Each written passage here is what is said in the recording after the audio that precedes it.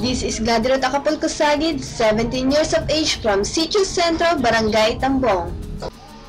Ang Barangay Tambong ay isa sa pinakamalaking barangay sa bayan ng Gloria, silangang bahagi ng Mindoro.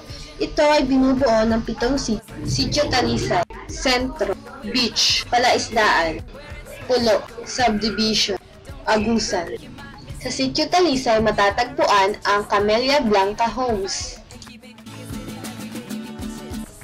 Dito rin makikita ang ginagawang protection dike sa pangunguna ni kagalang-galang Congressman Reynaldo Umali. Meron din dito ang subdivision na pinagawa ni Ginoong Antonio Yang. Sa Sitio Beach matatagpuan ang pinagmamalaking Valley Beach Resort. Sa Sitio Palaisdaan matatagpuan ang itinanim na mga punong mangrove. Sa Sitio Agusan, naroon ang pinagmamalaking Green Earth Farm and Resort. Sa Sitio Agusan rin makikita ang aming elementary school. Nakuha ng barangay ang titulong Cleanest and Greenest Barangay and Hall of Fame.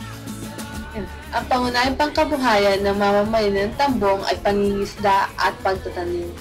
Tari na at ating bisitahin ang Barangay Tambong na matatagpuan sa bayan ng Gloria.